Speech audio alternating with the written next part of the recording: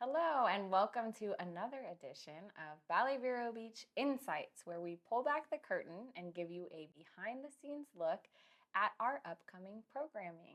I'm Katherine Epping, principal dancer with Ballet Vero Beach, and I'm joined by our artistic director, Adam Schnell. Thanks for being here with me. You're welcome. I don't think I had a choice, but I'm here now. I emailed him and I said, "It's you." Yeah, it's me. This is happening. So, Adam, we are talking about our program 3, which is happening at the VBHS Performing Arts Center April 11th and 12th. And I love this program. It's 3 works that I'm very excited about, and they are all works by the famed choreographer Peter Anastas. Can you tell us a little bit about Peter? Oh my gosh. So Peter is one of those truly working choreographers, artistic directors. He found ballet at a fairly young age. The story goes he was on a field trip with, oh, I don't remember, it was middle school or high school into New York City, and he wandered away from the group and somehow got very cheap tickets to a very famous ballet company that was in town and watched 2 or 3 hours of whatever the ballet was and then wandered back, and they were frantically looking for him all over the city. So that's how he got his start, but he is most known for founding Ballet Trocadero de Monte Carlo, which is the world famous all-male comedy company that both Camilo and I danced with. He has been artistic director of Cincinnati Ballet, Ballet Idaho, among other things, worked with Baryshnikov, Emmy Award-winning choreographer for the second Addams Family movie, Addams Family Values. If those of you out in movie land remember that tango scene with Raul Julia and Angelica Houston, Peter was responsible for that. Just one of those, I mean, I wouldn't say rare, but rare artists that just kind of fell in love with the art form and just followed the work and has done so many amazing things throughout his career. And you touched briefly on this, but your relationship with Peter has been special too. Yeah. How did you meet? So I actually never met Peter until Ballet Vero Beach. I knew of his work having danced in Ballet Trocadero. Uh, almost, I mean, most of the Trocadero Heritage Rep all has Peter's stamp on it because he was there in the formative years. But most notably, I danced in one of the works that's on our program 3, Go for Barocco, Peter's version of Act 2, Swan Lake, all of these things. I knew that when we started Ballet Vero Beach, I wanted us to have a comedy component because I feel one of the best way to bring audiences together is to make them laugh. And I knew then and still do that we might have someone who has seen ballet all over the world sitting right next to someone who it's their very first ballet. So Peter's work is sort of the great equalizer. You can appreciate it on many levels. First, the slapstick, but also the really, really honed ballet parody.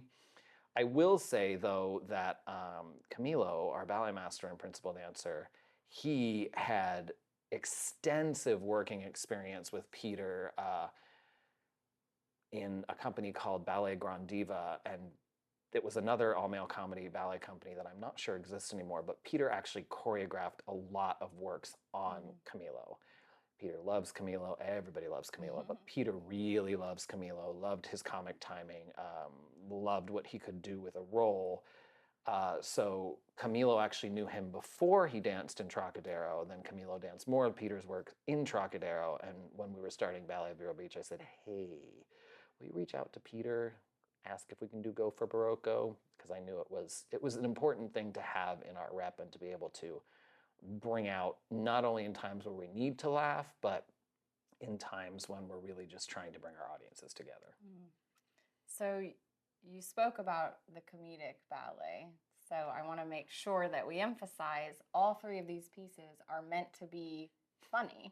They have their own senses of God, I hope humor. they're funny when the curtain goes up. Well, Otherwise, it's a big problem. Some people feel that laughter doesn't belong at the ballet, and we at Ballet Vero Beach, we welcome laughter. we Come do. laugh at us. Come laugh at us.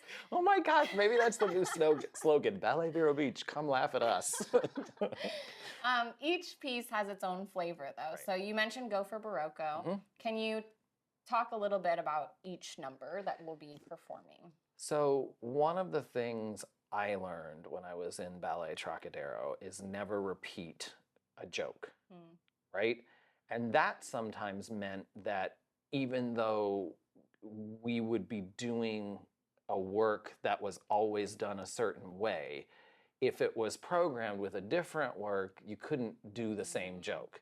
Like for those of you who know Ballet Trocadero, it's everything from, gorgeous male ballerinas in tutus, like wearing glasses, like coming out, like you just don't see that in regular classical ballet, to, tripping someone, to, someone being out of line, but you never repeat the joke. So one of the cool things about the 3 ballets that we're doing on program 3 is they fit well together, very different shades of comedy. So I'll go in order of programs. So the first piece is La Trovatiara Pas de Cinq, and the premise is that it is this troupe of dancing pirates that have been written into this long lost Verdi opera. So it's really like high camp, high comedy, like sword fighting with plastic swords. The ballerina role is like trying to make the male pirates submit to her. It's really like broad slapstick, but also, making fun of, I'll say it, those ridiculous ballet scenes in certain operas where the story is going and the composer remembered, oh, we have a whole ballet company in this opera house, so maybe we should do 20 minutes of dancing. Like, yes. I love them, and I love the operas they're in, but sometimes you're just like, wait, why did the girls all come out in point shoes and tutus now? So it's skewering that. So that's really the broad slapstick kind of sense. And then we move into Go for Barocco, which was the first ballet that Peter ever choreographed, I believe. Again, go ahead and fact check me. I can't remember anything anymore. I believe it's the first ballet he ever choreographed, and he choreographed it for Ballet Trocadero, and it's really a parody of the work of the great choreographer George Balanchine.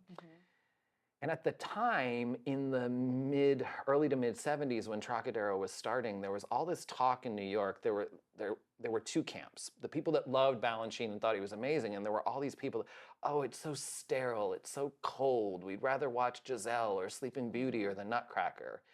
And Peter really wanted to show how well-crafted Balanchine's works were, how they could be done with a lot of heart if you looked at them from the right angle. So he created this story of these 2 dueling ballerinas, which there were many dueling ballerinas in Balanchine's company at that time. So you and Ellie take on these parts that are, the 2 leads really, vying for the audience's attention and seeing who can outdo one another. And then there's these 4 poor hapless core girls that are just trying to like stay in line and not get fired and just exist in the space when you 2 are just these divas just going off. And what I love about, Trovatiara being so like, we're parodying ballet, then you go into Go for Barocco, where you start to not only parody a specific type of ballet, and even more specific than those that exist in the operas. Like, there are so many references to Balanchine ballets in Go for Barocco. I was telling an audience the other day that, like, I've lost count. Like, every time I watch it, I'm like, oh, that's from Symphony in 3 Movements. That's from Serenade. That's from Rubies. Like, oh my God, that's from Apollo. Like, you just go, how did he just jam all of these in, and in a time when there wasn't video, right? Yeah. Like, he would have had to be sitting in the balcony at the New York State Theater, like, watching these ballets over and over and over again. So you get that slow transition from talking about parodying ballet, but you bring in the human condition, right? And you bring it in Go for Barocco in how all dancers feel. Like, sometimes you're the core person in the back, like just waiting for someone to notice you, and the principal gives you the evil eye on stage, and you're like, oh my God, I'm getting fired tomorrow.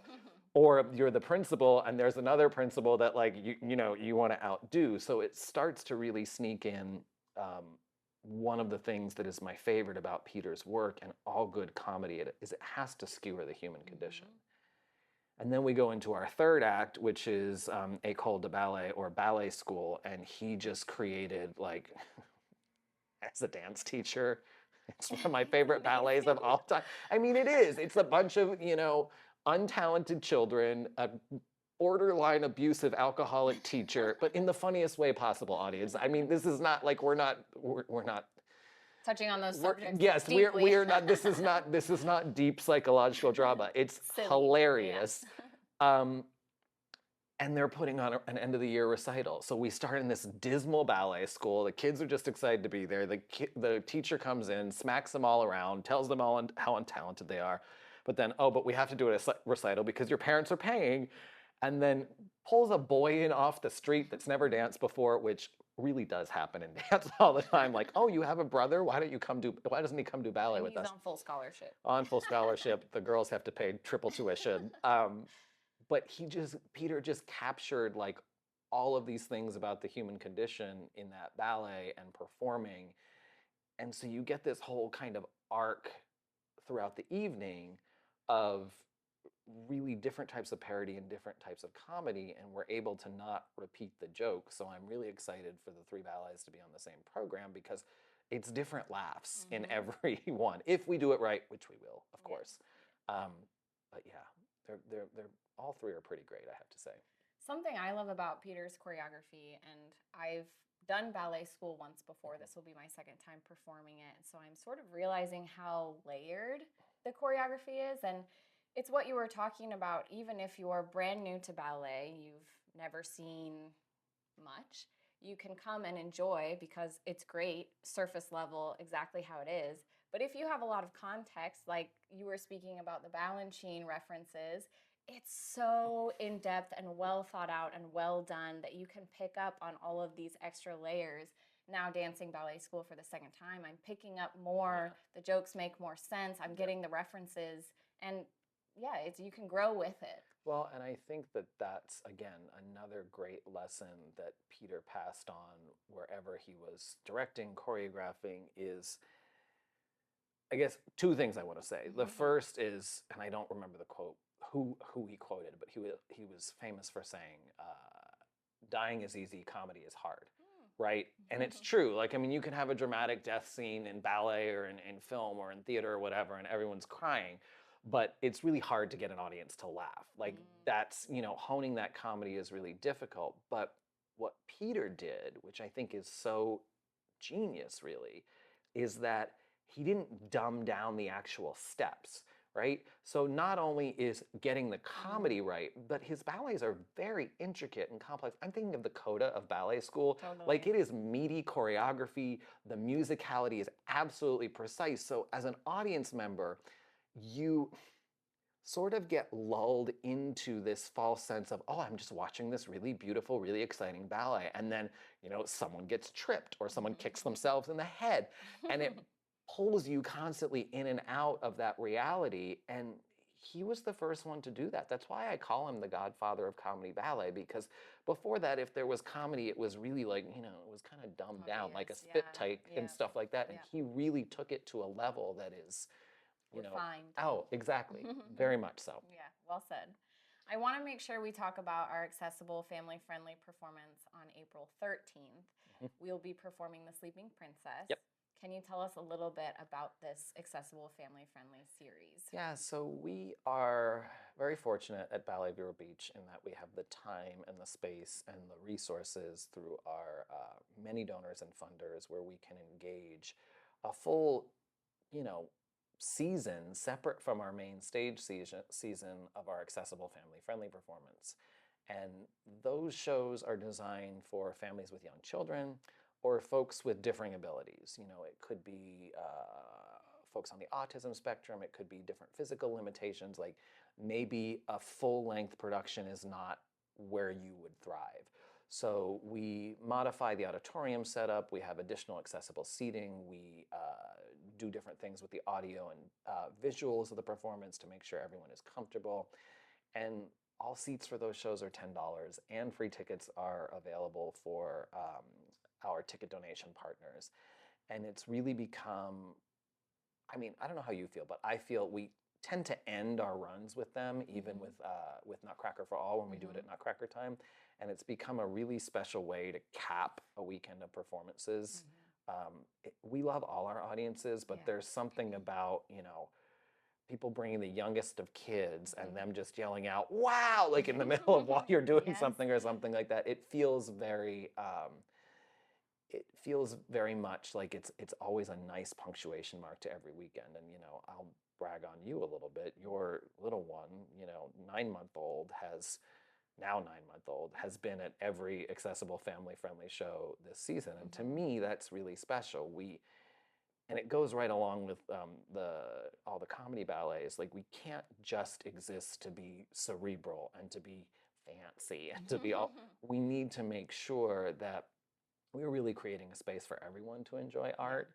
So, as you said, program 3's accessible family friendly matinee is The Sleeping Princess, and it's visually splendid. There's different things happening like every couple minutes, so it's really a great way to introduce folks to the ballet. Or, you know, if you're an autism parent and you are worried about bringing your child somewhere where people might judge you, we've really created an environment where yell, walk around, like, we don't care. Like, the dancers know it's going to happen, and we're just happy that you're there. So, you know, either way you enjoy our programming, you know, I really just hope people come out and see us. Yeah, I always tell people that we are working really hard to remove any and all barriers that someone might have to come enjoy professional ballet. And so you gave the example of my son.